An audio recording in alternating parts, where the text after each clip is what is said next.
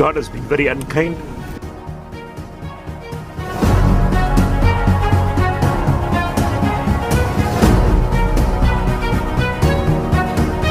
ஆனா அதுக்கு தான் நாங்க பக்கத்துல சென்சார்னு வச்சிருக்கோம்.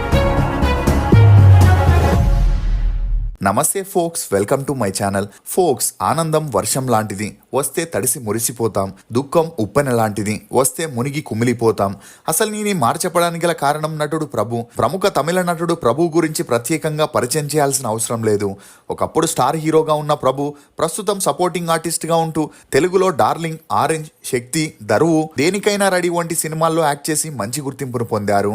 ఇక అలా బిజీగా ఉన్న ప్రభు ఉన్నట్టుండి ఇండస్ట్రీకి దూరమైనప్పటికీ తాజాగా తనకి జ్వరం, తలనొప్పి ఎక్కువై నెల నుండి రెస్ట్ తీసుకుంటున్నా తగ్గకపోవడంతో కళ్ళు తిరిగి కింద పడిపోయాడు.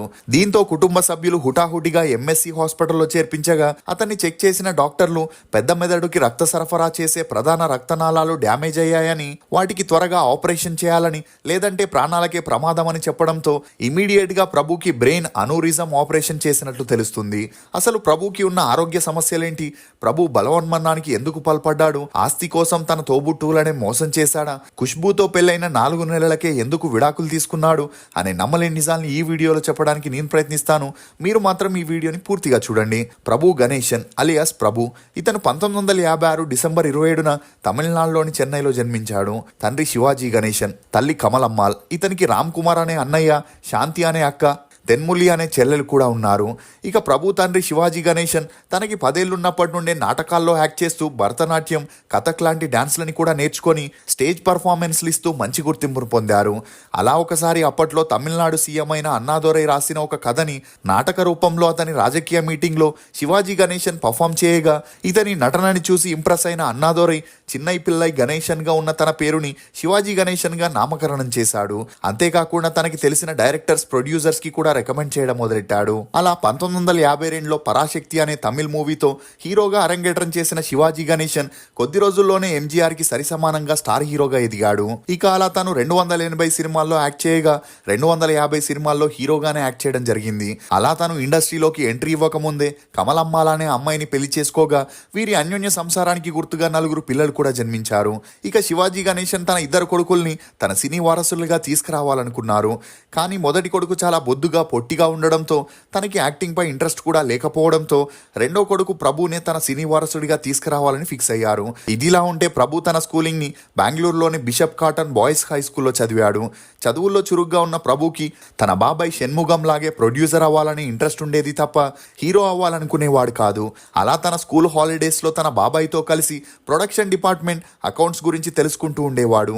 ఇక అలా ఇంటర్ వరకు బెంగళూరులోనే చదివిన ప్రభు డిగ్రీ కోసం చెన్నైలోని లయోలా కాలేజీలో చేరగా అక్కడే ప్రియా అనే అమ్మాయితో తనకి మంచి పరిచయం ఏర్పడి ఆ పరిచయం కాస్త నిదానంగా సన్నిహిత్యంగా మారి వీరిద్దరూ ప్రేమలో పడ్డారు.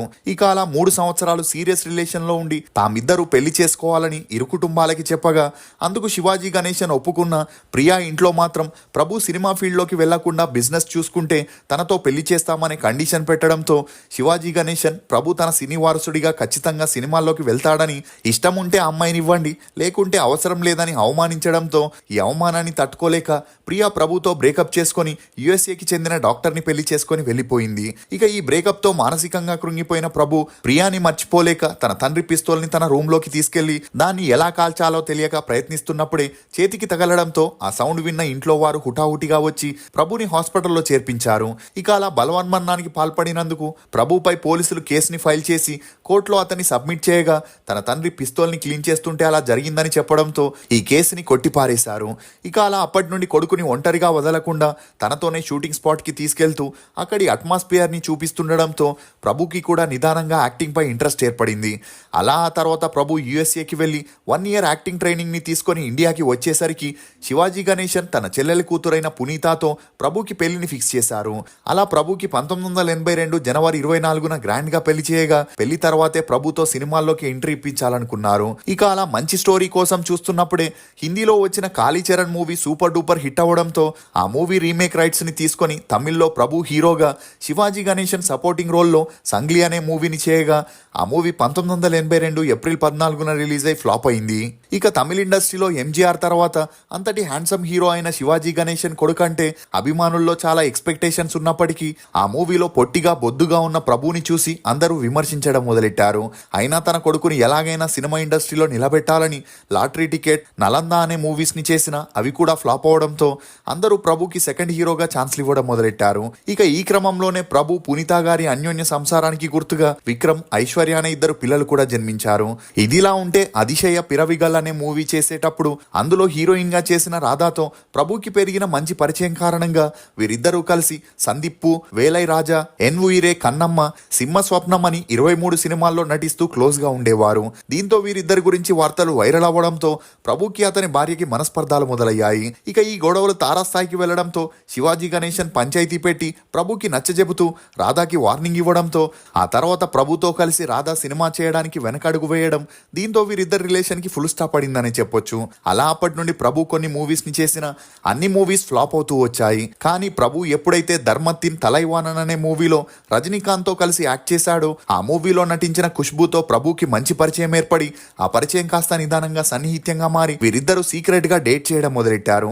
అలా వీరిద్దరూ కలిసి వెట్రివల్, పట్టక్కునన్, అడిమై, మై డియర్ మార్తాండా అనే మూవీస్ ని చేసిన అంతలా గుర్తింపు రాలేదు. కానీ ఎప్పుడైతే వీరిద్దరూ కలిసి చిన్న తంబి అనే మూవీని చేశారో ఆ మూవీ హిట్ అవ్వడంతో పాటు వీరి జోడికి మంచి ఆదరణ దొరికింది. దీంతో అప్పటి నుండి ప్రభు ఖుష్బూతో సీక్రెట్ గా లివింగ్ టుగెదర్ లో ఉంటూ బ్యాక్ టు బ్యాక్ 15 సినిమాల్లో కలిసి నటించారు. అంతేకాకుండా ప్రభు రోజు రోజుకి ఖుష్బూతో పీకల్లోతు ప్రేమలోకి వెళ్లి 1993 సెప్టెంబర్ 12న ఖుష్బూని రిజిస్టర్ మ్యారేజ్ చేసుకుని తనకి పోయిస్ గార్డెన్ లో ఒక బంగ్లాని కూడా గిఫ్ట్ గా ఇవ్వడంతో వీరిద్దరి గురించి మీడియాలో హల్చల్ అయింది.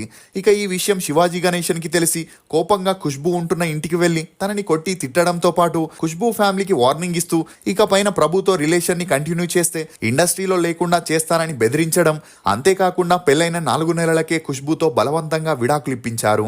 ఇక మరోవైపు ప్రభుతో ఖుష్బూని వదలకపోతే తన ఆస్తిలో చిల్లి గవ్వ కూడా రాదని చెప్పడంతో తనకి వేరే దారి లేక ప్రభు తన తండ్రి చెప్పినట్లు వింటుండేవాడు. ఇదిలా ఉంటే అప్పటికే ప్రభు కొడుకు విక్రమ్ కూడా పెరిగి పెద్దవాడవడంతో ప్రభు తన కెరియర్ మీద ఫోకస్ పెట్టాడు. అలా ఆ మధ్యలో ప్రభు తన అన్నతో కలిసి ప్రొడ్యూస్ చేస్తూ రజనీకాంత్ తో మన్నన్, కమల్ హాసన్ తో కలంగ్యన్ అనే మూవీని చేస్తూ కన్స్ట్రక్షన్, రియల్ ఎస్టేట్ బిజినెస్ లో కూడా అడుగుపెట్టాడు. ఇదిలా ఉంటే శివాజీ గణేశన్ 2001లో మరణించడంతో తండ్రి సంపాదించిన 280 కోట్ల ఆస్తిని 4 పిల్లలకి సరిసమానంగా పంచాలనుకున్నారు. కానీ ప్రభు తన అన్నతో కలిసి కాంప్లెక్స్, థియేటర్స్, 1000 తులాల బంగారం, 500 కిలోల వెండిని తమ చెల్లెళ్ళకి ఇవ్వకుండా వారిద్దరే తీసుకున్నారు. దీంతో ఆస్తి పంపకాల్లో తాము మోసపోయామని గ్రహించిన ప్రభు చెల్లెళ్ళైన శాంతి, తెన్ములి హైకోర్టులో పిటిషన్ వేస్తూ తమకి theatres, complex, gold and silver లో కూడా ఈక్వల్ గా వాటా కావాలని చెప్పడంతో ఇప్పటికీ ఈ కేసు కోర్టులో జరుగుతూనే ఉంది. ఇదిలా ఉంటే ప్రభు ఒక స్టేజ్ లో రియల్ ఎస్టేట్ బిజినెస్ లో వచ్చిన లాస్ వల్ల తన ఆస్తులన్నీ అమ్ముకోవాల్సిన పరిస్థితి రావడం, అంతేకాకుండా 20 కోట్లకి పైగా అప్పులు చేయగా అప్పిచ్చిన వారు ప్రభుకి ప్రెజర్ ఇవ్వడంతో విషయం తెలుసుకున్న రజనీకాంత్ ప్రభుని పిలిచి తను ఫ్రీగా డేట్స్ ఇస్తానని ఏదో ఒక మూవీని ప్లాన్ చేసి అలా వచ్చిన డబ్బుతో అప్పు తీర్చుకోమని సలహా ఇవ్వడంతో డైరెక్టర్ పి వాసు చెప్పిన చంద్రముఖి స్టోరీ తనకి బాగా నచ్చి 20 కోట్లు అప్పు తెచ్చి మరి చంద్రముఖి మూవీని కంప్లీట్ చేయగా ఆ మూవీ 2005 ఏప్రిల్ 14న రిలీజ్ అయి 90 కోట్లని వసూలు చేసి సూపర్ డూపర్ హిట్ అయింది. దీంతో ప్రభు తన అప్పులన్నీ కట్టేసి బిజినెస్ జోలికి వెళ్లకుండా సపోర్టింగ్ ఆర్టిస్ట్ గా తన సెకండ్ ఇన్నింగ్స్ ని స్టార్ట్ చేశాడు. ఇక ఆ మధ్యలో ప్రభు చాలా లావ్ అవ్వడంతో ఆ వెయిట్ తగ్గాలని లైపోసేషన్ ని చేసుకొని కొంతవరకు వెయిట్ తగ్గిన ఆ తర్వాత తనకి కిడ్నీ ప్రాబ్లం రావడంతో వాటికి ఆపరేషన్ చేయాల్సిన పరిస్థితి వచ్చింది. అలా అప్పటి నుండి తన మూవీస్ లో బిజీగా ఉంటూ తన కొడుక్కి కూడా కెరియర్ లో గైడ్ చేయడం మొదలెట్టాడు. ఇక ప్రభు కొడుకు విక్రమ్ కుంకి మూవీతో తమిళ ఇండస్ట్రీలోకి ఎంట్రీ ఇచ్చిన తన లుక్స్ పరంగా చాలా విమర్శల్ని ఎదుర్కొంటూ ఇప్పటికీ 25 మూవీస్ లో యాక్ట్ చేసిన కెరియర్ లో అటు ఇటుగానే ఉన్నాడని చెప్పొచ్చు. అంతేకాకుండా విక్రమ్ 2007లో లక్ష్మీ ఉజ్జయిని అనే అమ్మాయిని పెళ్లి చేసుకోగా వీరి అన్యోన్య సంసారానికి గుర్తుగా ఒక అబ్బాయి కూడా జన్మించాడు. ఇదిలా ఉంటే రీసెంట్ గా ప్రభు అనారోగ్య బారిన పడడంతో తనని హాస్పిటల్లో చేర్చి బ్రెయిన్ సర్జరీని సక్సెస్ఫుల్ గా చేయడంతో కొన్ని నెలల తర్వాత మళ్ళీ యాక్టింగ్ లోకి రీఎంట్రీ ఇవ్వబోతున్నట్టు తెలుస్తుంది. ఇప్పటి వరకు ప్రభు హీరోగా, సపోర్టింగ్ ఆర్టిస్ట్ గా గెస్ట్ రోల్లో తమిళ్, తెలుగు, మలయాళం, కన్నడ అని 223 మూవీస్ లో యాక్ట్ చేయగా ఇతని నటనకు గాను 3 తమిళనాడు స్టేట్ అవార్డ్స్ ని కూడా అందుకున్నాడు. ఏదేమైనా ప్రభు మునపటిలాగా ఆరోగ్యంగా మారి తన నటనతో మనందరినీ అలరించాలని కోరుకుందాం. ఫోక్స్, డబ్బు లేని వాడి గొంతు మూగవాడితో సమానం. నువ్వు ఎంత అరిచినా ఈ ప్రపంచం నిన్ను పట్టించుకోదు. నీ గొంతు నిలబడాలంటే నీ దగ్గర డబ్బు ఉండాలి. ఇది ఫోక్స్ నటుడు ప్రభు గురించి కొన్ని నమ్మలేని నిజాలు. ఈ వీడియో మీద మీ అభిప్రాయాన్ని కమెంట్ సెక్షన్ లో తప్పకుండా తెలియజేయండి. మేము చేసిన ఈ వీడియో మీకు నచ్చినట్లయితే ఒక లైక్ ద్వారా మీ సపోర్ట్ ని మాకు తెలియజేయండి. For more interesting videos please subscribe to CR voice. Thank you.